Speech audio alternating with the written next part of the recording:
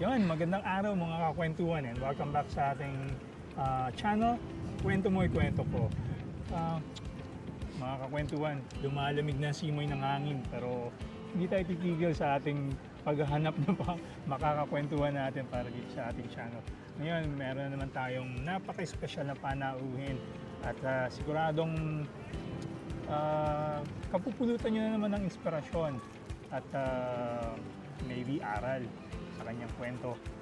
So, isang single mom ang ating guest na naman ngayon. At pakinggan natin ang kwentong OFW ni Malan. Yan.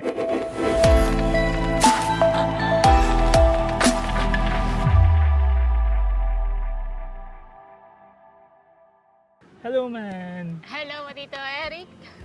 Kumusta naman? Okay naman po. Ayan. So, pakilala ka naman sa ating mga viewers. Okay. Hello, I'm Marilan Mara Ambrosio. Tubong Dagupan, Bangos Capital of the World, Wow. Pangasinense. 17 years na ako dito sa Italia. Iyan. So, mga kwentuhan, biro mo, ang ating guest ngayon ay Pangasinense, Ilocana. Yeah. So, sa mga kababayan natin diyang mga Ilocana, kumusta sa inyo lahat yan? Ayun. So, Melan, matanong ko lang, nasabi mo, ilang taong ka na dito sa Italia? 17 years. 17 years na. Yes. Anong nagtulak sa'yo para mag-abroad? No, actually, mahabang kwento, Tito Eric, kasi parang para sa akin noon, kasi nung pumunta ako dito, napakabata ko pa, pinitisyon ako ng asawa ko. Tapos ang pagdating ko dito, sabi ko parang biggest mistake of my life. Talaga? Na pumunta dito sa Italia kasi talaga nung pagdating ko dito ay hindi ko siya nagustuhan. Gabi-gabi ako umiiyak. Kiniyakan ko yung nanay ko na babalik na akong Pilipinas, ayaw ko na dito. Tapos maalala ko nun, every gabi, araw, nagbibilang ako ng eroplano. Dinig na dinig ko yung mga eroplano, madaan man, matipong kanyan kasi... Malapit ka sa airport? Hindi naman, pero talaga naman, every gabi-gabi talaga parang yun na lang nasa isip ko, yung tipong babalik na ako, yung anong buhay dito. Kasi nung dumating ako dito, winter season, Yes. December. Tapos ano siya, yung walang kadahon-dahon, parang zombie town, parang ganun. Ganun yung... Winter kasi, oo. Parang ganun yung ano ko. Tapos yun, parang ang hirap mag-umpisa. So, yung ini-expect mo na, I mean, nung pumunta ka dito, petition ka, so legal. Legal So, po. ibig sabihin, yung expectations mo na pagpunta sa Italia, hindi ganun. Hindi ganun sa hindi po. mga ini-expect mo. Di Hindi. ba? Ano bang ini-expect mo dapat? Actually, hindi ko alam kung ano kasi parang nung nasa Pilipinas na rin ako noon, hindi ko alam kung itutuloy ko pa o hindi na. Kasi parang ayoko na rin talaga. Okay. pumunta. Sino ba si Mara nung bago siya mag-abroad? Ano bang pinagkakaabalahan mo sa atin? Sa atin, dami ko rin naman napasukan isa akong Jollibee crew. Okay. Tapos nagtrabaho rin ako sa isang bar, Little Hong Kong Cafe Bar. Then, Sa Dagupan lahat yan? Sa Dagupan. Tapos nagtrabaho rin po ako sa Comic Dagupan. Okay. Okay, before ako pumunta dito. Yun lang. So, At saka naging sales clerk ako sa isang department store. okay. So marami kang, kumbaga, okay naman yung trabaho. Okay. Okay naman yung trabaho. Tapos syempre ibang iba dun sa atin. Masaya. So, bale, yung asawa mo nauna dito. Petition po ako. So, pinitisyon ka niya. Tapos, may anak na kayo noon? Wala pa po. Wala pa. Parang nabago ang lahat nung nalaman kong buntis ako. Tapos yung, eto na to, talagang dito na ako kasi buntis ako. Paano ko bubuhayin yung anak ko pag bumaya ako Pilipinas. So parang doon na nabago ang lahat nung dumating yung panganay ko. Okay. So, nung mga time na yun, anong napag-desisyon mo? Nagtrabaho ka na ba nun? Hindi pa ako nagtrabaho noon. So kasi kararating ko pa lang. Tapos di ko pa ano yung mga buhay dito. Yeah. Tapos parang masilan kasi ako nagbuntis doon sa Okay. panganay ko. So imbis na trabaho, na-hospital pa ako. Talaga? Na-hospital ako tapos ayun, ang lungkot-lungkot na naman kasi di ba sa hospital dito wala kang kasama, Wala, ikaw lang oo. mag-isa, Nagtatrabaho lahat-lahat. si Mister. Kaya ayun. So, meron kang mga, bukod doon sa mga sinasabi mo yun, Mm. meron ka bang mga karanasan na hindi malilimutan na talagang yung tipong naramdaman mo na talagang ayoko na talaga dito, bukod doon sa sinabi mo na wala akong mahal, wala akong makita kasi parang patay yung mga puno kasi winter time. Meron naman kasi nung nag-start ako magsimula dito ng trabaho, hindi ko naman alam na mga ganun trabaho talaga. Siyempre, kwento-kwento, alam mo. Pero yung iba pa rin kasi yung ikaw na yung nakaka-experience, di Yes. ba? So, ang napasukan kong trabaho ay matanda. Di ba ganun? Pagpasok ko, super talagang baho ng bahay. Talagang masusuka ka. Talaga? Yeah, tapos sinapre ko lahat yung porta, ganyan-ganyan. Talagang sabi ko, nakakaano naman talaga. Maglilinis ka ng matanda. So, yun, yung mga naging trabaho ko nung una. Tapos mga bahay lahat. Yung mga experience ko sa trabaho, pag iisipin ko ngayon, parang dami-dami kong na-experience. Nandyan yung tipong amo na hindi nagbabayad ng gusto. Talaga? Oo. Talagang experience ko kasi ako yung parang sa araw-araw, napapalit-palit ang araw, papalit-palit din ako ng amo. Hindi naman ako nagpapapalit-palit kasi parang hindi ako nagugustuhan ng amo. Okay. Papalit-palit ako. Ang dami ko talagang amo. Kumbaga, iba sa umaga, iba sa hapon. Kung saan may trabaho doon Yun yung ako. part-time? Yun yung part-time ko. Kasi Part-time. nagtrabaho ako ng part-time. Parang ngayon lang ako na regular mula nung dumating ako dito. Okay. Nagtrabaho ako ng part-time. So, ang dami ko naging trabaho. Pero yung tipo bang, nung una talaga dito, kahit amo ko, iniiyakan ko eh. Yung, meron pa kasi ako naging amo na, tinawagan niya ako, sabi niya, Marilyn, punta ka dito. Sabi niya, ganun. Kasi itong asawa ko, matanda na rin, yung sudato, nagpapapawis daw. Sabi ko naman, nagpapapawis lang yung asawa mo, aburido ka na. Di papalitan daw namin. Alam, biray mo man tito, pinalitan namin. Kunwari, oras lang ngayon, pinalitan namin. Pag uwi ko, bakit sabi ko itong pinalitan ko, dinala mo, yung parang inano ko siya, talagang binisan ko lahat. Tapos parang ang ngiti niya sa akin iba, parang siyang ngiting-ngiting anghel, matipong ganyan. Sabi ko, hindi, magpagaling ka tipong ganyan. After mga ilang oras, pagdating ko ng bahay, tumawag tong asawa, wala na daw siya. Kaya sabi ko, nag-iiyak na naman ako. Sabi ko, sabi ko, wala na pala. Siyempre, ikaw ba naman mag-PC dito. Tapos mamaya, wala na pala. Yung ganyan. Tapos after mga ilang days din, sumunod din lang din yung asawa. Yung asawa? Kaya, ganun daw kasi pag nagmamahalan eh. Oo. Yung- Gusto mo sumunod? Ibig mo sabihin,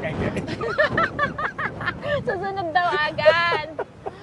Tapos, ang dami kong experience dito. Tapos meron nung buntis ako dun sa pangalawa ko. Okay. Nagtrabaho ulit ako. Ito namang amo ko, nagpaalam ako. Sabi ko, may sub ako. Tapos nagpaalam ako sa kanya. Sabi ko, tapos dun sa amo ko, senyor, alis na ako. Matindi naman kung makayakap yung amo ko talaga. Tipong, yakap niya ako. Sabi ko, matindi na makayakap tong amo kong to. Babae ba lalaki? Lalaki. Lalaki, okay. Tapos after a week dito, nag-message yung asawa niya, wala na, bigla Ano ba siyang yan? namatay. Nagkakandamate ko. Pero yun talaga, may na siya, parang nagtiterapiya na talaga. Okay. Kaya sabi So, ko, parang oo. nag-iintay na lang talaga sila. Oo, kaya yun, naiiyakan ko yung mga amo yung mga tipong ganong ang babait, Mababait. tapos ang turing sa'yo hindi na iba, tapos bigla-bigla na lang silang nawawala. Kaya tipong mahirap din, yung mga tipong ganon, di ba? Pero may mga amo ka rin na yung tipong sabi nga nila yung mga hindi mo lugat ng amo. Yun talaga, tito. Pag ganun naman, hindi na ako bumabalik. Kasi may naging amo rin ako na pagdating ko doon, lalaki siya, single pero may edad na rin. Yung tipong Okay. ganun. Pero para rin maging aware yung mga iba, Siyempre. Pagdating ko ba naman doon, tito, inabutan ako ng lotion. Tapos sabi ko, angin ko ang lotion. Talaga? Anin ko ang lotion. Lotion. Ano sabi ko, hilutan ko na yung likod niya. Ano sabi ko naman, nagkamali ka ng tinawagan. Hindi ako masahista, ako tagalinis lang. So, yung mga tipong ganong amo talaga. Tapos pagtingin ko, first floor to, parang ang ano naman ng tatalunan ko. Just in case. Just in case. Sabi ko, mapipilay ako nito. Pero sabi ko, yun na lang. Yung tabang sabi ko, tapos medyo may edad na rin. Sabi ko, no, iba yung natawagan mo. Hindi to masahista. Tagalinis lang ako. Mga tipong ganon, iniiwan ka tapos di ka na siya talaga binabalikan. Yung tipong Namere. Okay, iba yun. Kaya ingat-ingat din. Kadarating mo ng lotion. Oo, lotion. Lotion daw. Dapat tingnan mo, hard, Hard or soft? Soft. Hindi, may mga ganun talaga. Grabe. Meron din yung among ginawa mo na lahat, tipong ganon. 3 ore na lalabore mo, ginawa mo na lahat, nalinis mo na lahat. Tapos, pabayadan na niya ako, sabi niya, hindi ko daw deserve bayadan. Tita, ng 10 euro, kasi daw, ang mahal ko daw maningil. Tapos sabi ko, ha, mahal ko maningil. Tapos sabi niya, hindi ko ba natapos yung bahay, mga tipong ganon. Eh sabi ko, hindi ko na binabalikan yung mga among ganon. Kumbaga, okay, bayadan mo ko ngayon, or tapos sa susunod din ako babalik. Yung mga ganon na, hindi na ako bumabalik. May mga, Nagkukurba din kasi. may mga tao talaga, may mga amo na minsan talaga nananamantala. Lalo na kung ang mga nagiging kasama nila sa bahay, yung mga estranyere o yung mga Sisi. So, yung mga ganun, Mga kurba. talagang hindi dapat talaga Hindi na balikan. balikan. Pero doon sa mga karamihan ng mga nagtitrabaho mo, maayos naman. Maayos naman dito, mababait, maayos. Tapos nung medyo tumatagal-tagal na rin kasi ako dito, parang siyempre natututo ka na rin. No, tito? Yes. Hindi naman na ikaw yung tipong noon na parang mahina ang loob, kung ano na lang sinabi nila kasi hindi ka rin nakakaintindi. Minsan sika na lang ng si, di ba? Kaya ngayon siyempre medyo tumatagal-tagal na, medyo malakas-lakas na rin natin. Paano ka natuto mag-Italiano? Mag-Italiano. Kasi nung unang dating ko dito, para yung pamangkin ng asawa ko, naging babysitter ako. Parang, doon ako natuto ng mga basic. Mga bata? Mga bata. Tapos, hanggang nung dumating din yung anak ko. Tapos 3 years nag-aral, okay, pagbalik, doon na. So, naka-adjust ka na? Naka-adjust na dito. Right. Tama. So, anong pakiramdam nung ginagawa mo yung mga ganong trabaho? Okay lang din naman kasi may anak na ako noon. Talagang tinagwak ko na rin yung buhay ko na dito na ako talaga. Di ba nakubuhay yung anak ko? Okay naman. Mahirap lang sa umpisa pero pag nasanay ka na rin naman tapos kumikita Natanggap ka mo na na. ng Tapos sarili may mong euro pera. Oo. Kumikita ka na sarili mong pera. Di, sabagay, parang sabagay. okay na. Parang lumuluwag na yung pakiramdam mo. Oo, lumuluwag na. Tapos natututo ka bawat araw na pasok mo. So, hanggang ngayon, na nagkatrabaho ka pa din Aha. bilang kasambahay o yung... Ngayon natatrabaho ako sa... Ngayon ka, umpisa ka lang Airbnb na. Nag-Airbnb ka na. Nag-Airbnb na. Okay, that's good. So, most probably, medyo mas okay yung oras ng trabaho mo. Ngayon. Katulad ng dati. So, nabanggit mo, ilan na bang iyong anak? Dalawa. Talaga. O, actually, tinanong ko pa, pero alam ko naman. Hindi, kasi Dalawa na. mga kakwentuhan, yung panganay ni Malan, mabanggit ko lang, isang kid model dito sa Milan. Kasi napakagandang dalagita. Nung panahon, nung siya baby pa, maliit pa, talagang, ano yung mga brands na minodel ni Britney nun? Ang dami. Benetton, OVS, Prenatal. Marami. Oo, kasi isa si Britney, isa sa mga Pinay kid models. Lumberjack. Oo, Na sapatos. na sumikat dito sa Milano noong mga panahon na yun. Mga panahon na But, ganun. syempre, very supportive ang mami. Naman. Oo, kasi, yun. So, Alan, mabalik tayo dito sa kwento mo. As a single parent mo, anong pakiramdam? Hindi ka ba nahihirapan na you're on your own, na nag-aaruga dito sa dalawa mong anak? Anong feeling ng isang OFW na single parent? Mahirap pero okay naman, ganon. Kailangan lang talaga ng, siyempre, lakas ng loob, pananalig, number 1. Ayun. Okay naman dito, nakakaraos din naman. Okay na. Talaga. Tapos dito naman, hindi naman parang tulad sa Pilipinas na pag single mom ka, walang-wala. Dito naman, inatulong naman ng gobyerno ng Italia pag yung yun, mga tipong tama ganon. isa. So, may mga ayuda. ayuda. Ayuda, kumbaga. Ayun, Nangunguna tayo dyan. Maganda. So, yung isang advantage natin dito. So, ikaw ba nagbabalak pang when the time comes na umuwi sa atin para mag-for good?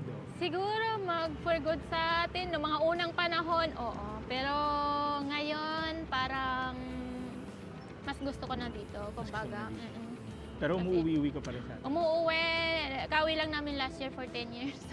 After 10 years? After 10 years. Wow. After 10 years, di umuwi, tapos last year umuwi kami. Pero Talaga? ngayon, Sobra siguro saya ng mga, sobra. mga kapamilya mo. Mm-mm. Pero 10 years. eto, matanong ko lang, Mm. sa loob ng 17 years na pagiging isang OFW mo, Mm-mm. is it worth it? Palagay ko, oo naman. Na nagtiyaga ka o Oo, siyempre. Kasi kung kanina sa una ay sabi ko, biggest mistake of my life. yeah, Ngayon naman, sasabi kong doon talagang punta ng buhay ko. Hindi siya mistake.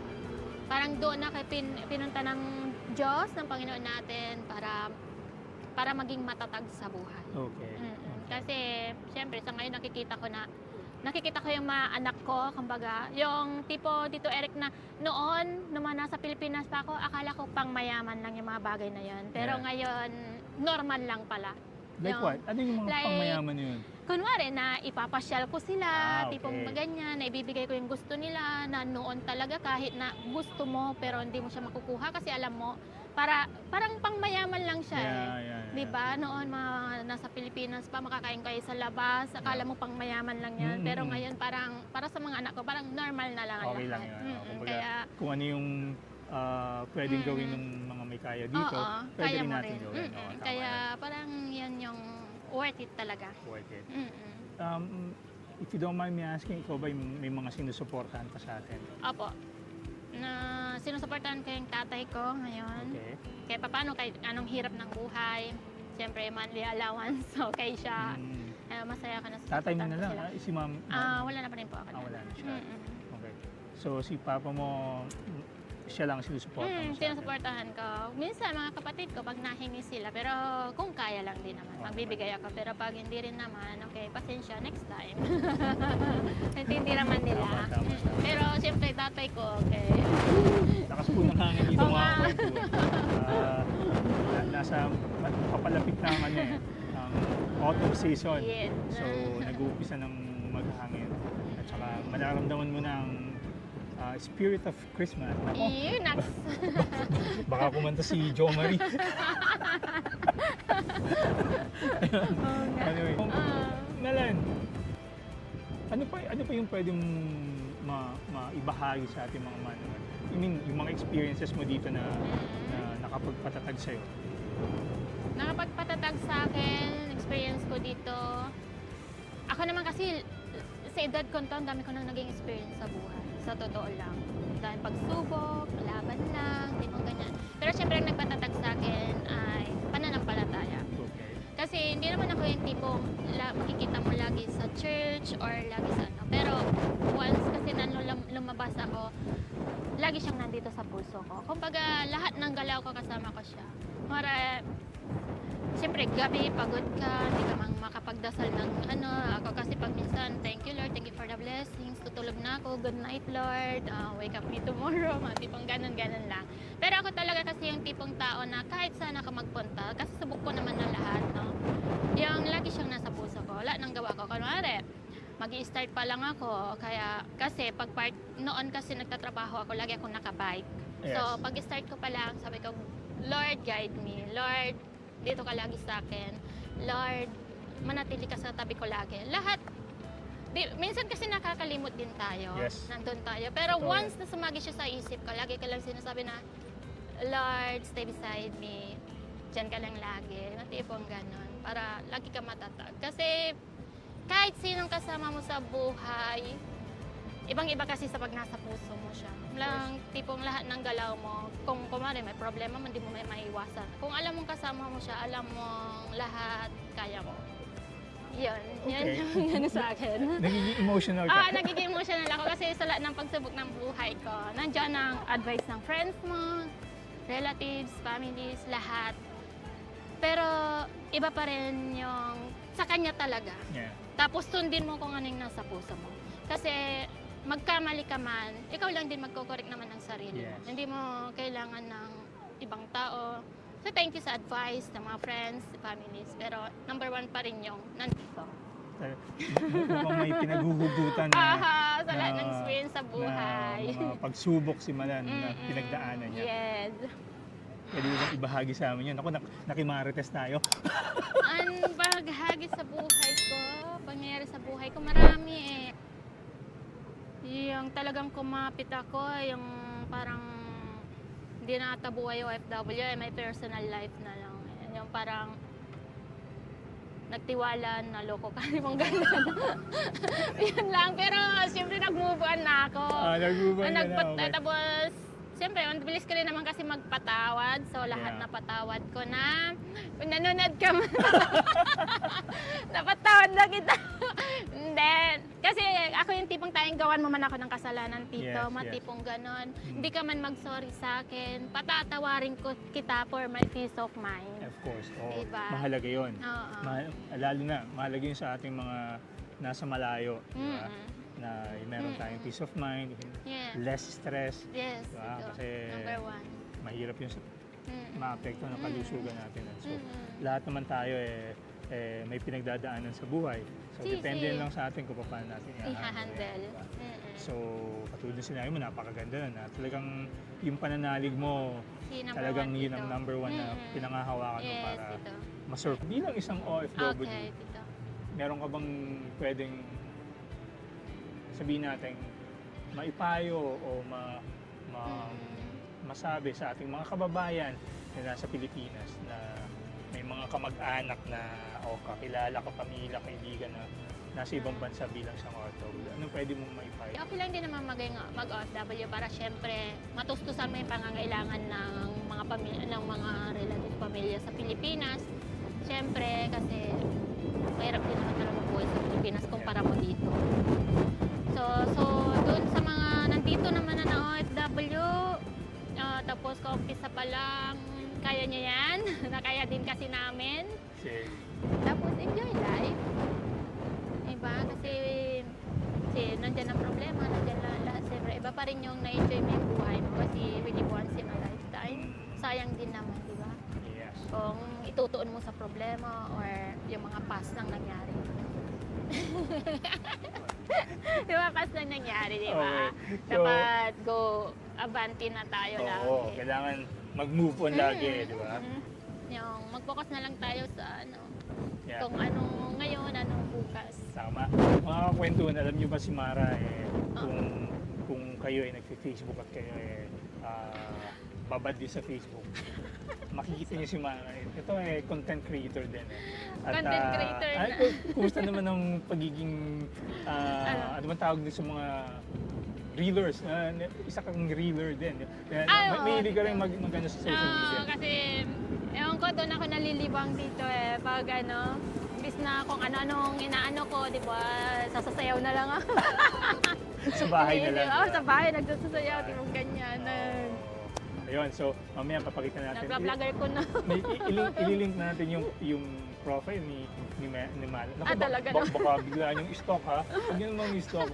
Pero may yung makikita niyo naman doon yung mga naka-public na Ay, naman. So, yun. Alam, Malan, kanina nabanggit mo parang nagiging emotional ka doon sa mga sinabi mo. Ano ba yung bakit ganun kalalim yung nararamdaman mo? Okay. Kasi naalala ko nung 2022, okay, 2 years na rin nakakaraan dito, no? Nang nawala yung tatay ng mga anak ko. Pero, nung nawala naman kasi siya,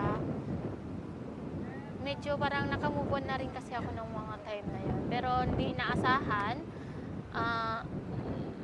doon pala sa pag-move on ko nyo, yung mabibigla kami, magugulat kami kasi mawawala siya ng bigla-bigla. Tipong gano'n. Oo. May tumawag sa akin na katrabaho ng asawa ko. Okay. Na yung asawa ko daw ay yung nahimatay So, siyempre, kinabahan na ako nun. Sa work? Opo, sa work. Nahimatay siya, kinabahan na ako nun kasi hindi lang din naman yun yung first na stroke niya. 2012, nung na-first stroke siya, so 45 days siya sa hospital nun, alala ko. Tapos yung 45 days na yun, 45 days din ako sa hospital, talagang araw-araw yan. Talaga? Oo, iniwan ko yung trabaho ko para sa kanya, para kasama niya ako 45 days sa hospital. Tapos after 45 days na yon, nag-day hospital pa siya. Pero nung day hospital na, kinausap ko siya na day hospital na, kaya mo na, ako babalik na kasi nahanap na rin ako ng mga amo ko. So, nung 2022, yung kinagulat naming lahat, na tumawag yung kolega niya, katrabaho niya, na nahimatay daw siya. Tapos nung nahimatay, ni-revive siya doon sa grocery na pinagtatrabahoan niya. Wala na. Tapos nung sinugod na siya sa hospital. Ayun, nung sinugod siya sa hospital, siyempre gulat namin ng lahat. Iyak nang iyak yung panganay ko. Siyempre hindi siya makapaniwala. And then nung biglang tumawag sa akin yung doktor. Sabi niya, kailangan din namin mag-test. Kumbaga ng test para sa COVID. Kasi naatakan din siya ng COVID. Kasi ano yun, parang COVID yun, may pandemic pa. So yun. Nung nawala siya, hindi na namin nakita. Kumbaga, after ilang days, simbahan na. Ganun lang pala kadali ang buhay dito, no? Yes. Yung, after ilang days, simbahan na kami, tapos yun, funeral na. Diretso na. After ng mass niya, supposed to be to cremation. Kasi 2022, may pandemic pa nun, no? So, paano mo nilampasan yung pagsubok na yun? Kasi bukod doon sa sinabi mo na, siyempre, kasama mo si Lord. sa yung pinagdaanan na yan. Pero, since ikaw na lang yung natira para mag-alaga o mag-aruga sa iyong mga anak, anong pakiramdam mo nun na ako na lang mag-isa? Mabigat, parang nandun na rin yung tanong na kakayanin ko pa ba? Pero syempre sabi ko, kakayanin ko, kaya ko to. Ngayon, Ilan taon yung bunso mo nun? Wala siya. 2 years old dito. 2 years old. Parang di pa niya rin Di pa niya kilala. Kilala niya, na tatay niya, tipong ganon, pero parang di pa niya alam na wala na kung anong nangyari. Kasi sa loob ng bahay namin parang nandun siya eh. Yes. Parang, yun. Okay. Anyway, mga kwentuhan, nakakatuwa tong may part na nakakatuwa, may part na nakakalungkot, may part na exciting, di ba? So, yun yung mostly yun yung kwento ni Nalan na marami din sa mga kababayan nating nasa ibang bansa o OFWs na nakakaranas din ng mga ganong mga pagsubok. Kasi usually pag ang mga kababayan natin nasa ibang bansa, malayo sa pamilya o kung kasama nila yung mga pamilya, minsan talaga dumarating talaga yung mga pagsubok na kailangang malampasan natin. Okay, diba? At napakaganda sinabi ni Mana na huwag ka lang bibitaw kayo sa kanya, sigurado malalampasan natin lahat yan. Tama yan, tito. Yun. Anyway, yun, mga kakwentuhan. Nako, medyo nilalamig na kami. Nalaman si Tito Kasi malakas yung hangin. Medyo malamig yung hangin dito sa pwesto namin. Nandito nga pala kami sa Cairoli. Itong nasa background namin ito yung Castello Sforzesco na isa sa mga tourist attraction dito sa Milenio. Yun, di ba? Kasama pa natin yan. Meron pa tayong magandang background. Maganda na tayong guest. Maganda pa yung ating background. Anyway, maraming salamat na sa pagpapaunlak sa konting oras na makasama ka namin para makakwentuhan namin dito sa channel namin. Imbitahin mo naman silang, lalo na yung mga kababayan mo, pwede mag-Ilocano. Imbitahin mo silang manood. Ilocano, okay. Ilocano. Hindi ko gano'n Okay. Pangasinense na lang. Pangasinense. Mampantay kayo. Kumusta kayo namin dito ng Pangasinan? Mampantay kayo din ni Tito Eric. Subscribe Tito Eric, yung YouTube channel niya. Para sa kwentuhan. Kwento mo, ikwento ko. Yan. Ayun. So maraming salamat sa lahat ng mga viewers natin ngayon. Please, kung hindi pa kayo nakasubscribe, please click the subscribe button at lagi nyo pong tandaan na i-click din nyo po yung bell button, notification icon para lagi po kayong updated sa aming mga bagong kwentong OFW. Anyway, bago tayo magtapos, tinatanong nyo, saan galing tong cup ko? Aba, etong cup ko, courtesy of Milan Caps. Yun, hindi po to sponsored, pero sa kanila po ito galing. Milan Caps kay Tol Richie. Yun, tsaka made by Juan the Mad Clothing. Yun, gawang Pinoy. So, tangkilikin po natin ang sarili natin. Yun. Anyway, maraming salamat to Dimana sa iyong oras. At, Ano man po. batiin na rin kita. Mag-birthday ka, di ba? Huwag mo ibukin yung edad ko. Happy birthday. Thank you, tita. At, pinagbigyan tayo ni Mara kahit birthday girl na to. Anyway, so yun, maraming salamat ulit mga kakwentuhan sa inyong pagsama sa amin at sa panonood ng aming kwentong OFW. At yun, hanggang sa muli po. At mabuhay po ang lahat ng OFW saan man kayo naroon. Ciao!